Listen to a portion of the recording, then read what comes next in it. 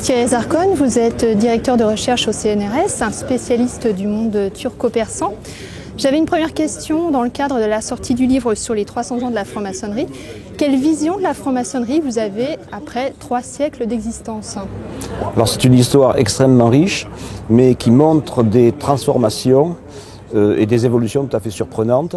Et bon, en tant que spécialiste de l'islam, je l'ai découverte en travaillant dans le monde musulman, parce que c'est une forme, une pensée moderne qui s'adapte donc à l'islam et qui introduit en quelque sorte les grandes pensées donc, qui marquent notre siècle des Lumières dans le monde musulman. Alors concernant cette histoire générale, je note surtout que l'état de la maçonnerie aujourd'hui, c'est quand même particulièrement éloigné donc, de la maçonnerie des origines, mais qu'un certain nombre de grandes idées demeurent, ce qui établit un lien avec un passé donc, vieux maintenant de 3 siècles. Est-ce que vous pensez qu'elle est fidèle à ses idéaux ? Alors, la maçonnerie a évolué dans des voies différentes. On peut dire que dans certains cas, elle est restée fidèle aux principes de l'origine, que dans d'autres cas, au contraire, elle les a trahis.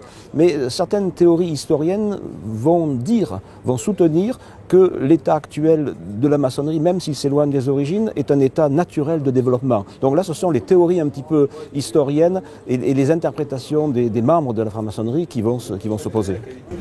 Alors vous êtes justement spécialiste du soufisme et de tout l'héritage aussi néoplatonicien. J'aimerais savoir ce qui fascine et ce qui a fasciné dès l'origine les francs-maçons dans l'hermétisme et dans tout ce registre néoplatonicien et alchimique. Oui, mais oui. Alors, la maçonnerie, enfin, hérite déjà d'une certaine pensée Renaissance.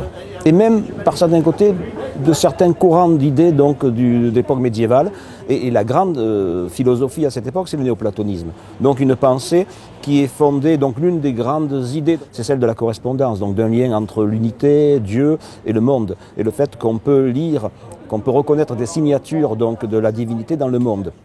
L'alchimie s'inscrit aussi dans le néoplatonisme, mais l'alchimie donne la possibilité aux maçons, par exemple, qui pratiquent l'alchimie dans les loges, de dévoiler une certaine vérité, de faire apparaître un aspect caché de la divinité pour l'utiliser donc pour ça, on peut dire son salut personnel, ou en même temps pour mieux connaître l'univers. Donc en fait, on peut dire que la maçonnerie aujourd'hui, dans la mesure où elle reste fidèle à ses enseignements anciens, qu'elle maintient une forme de néoplatonisme dans une époque donc où cette pensée a été totalement rejetée. Alors justement, dans toute la dimension alchimique et l'hermétisme, il y a la figure d'Hermès Trismégiste.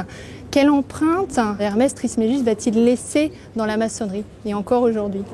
Alors Hermès, c'est une mention très ancienne, puisque dans des textes que les maçons reconnaissent comme étant leurs textes fondateurs, les anciens devoirs, on le trouve mentionné dans des textes du XVIe siècle à peu près. Or Hermès, c'est à la fois le savant, le mathématicien, mais c'est aussi le magicien, l'astrologue et l'alchimiste.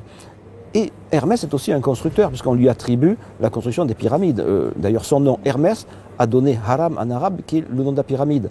Donc, ce qui signifie que, d'une certaine manière, la maçonnerie est à la fois tournée vers une forme de science, de pensée nouvelle, Hermès mathématicien, mais également vers une forme de pensée magique, Hermès le magicien, Hermès l'alchimiste. Donc c'est un petit peu ce personnage à 2 ou 3 ou même 4 visages, on pourrait dire, qui marque des maçons de manière différente encore aujourd'hui.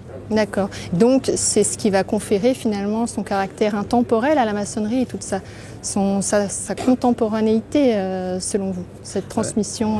Oui, c'est-à-dire la maçonnerie à la fois est intemporelle, elle est fondée sur des mythes qui traversent l'histoire, mais en même temps elle a une inscription extraordinaire dans l'histoire. Il n'y a pas de société, sauf peut-être des églises, qui disposent, qui puissent présenter une archive donc, aussi riche. Alors j'avais une dernière question qui va faire le lien avec l'alchimie. Est-ce que vous pensez qu'une maçonnerie sans Dieu peut exister ou a son sens, selon vous Oui, alors si on s'appuie sur les principes, normalement une maçonnerie devrait automatiquement admettre l'existence de Dieu. Bon, c'est le grand architecte de l'univers, elle s'impose.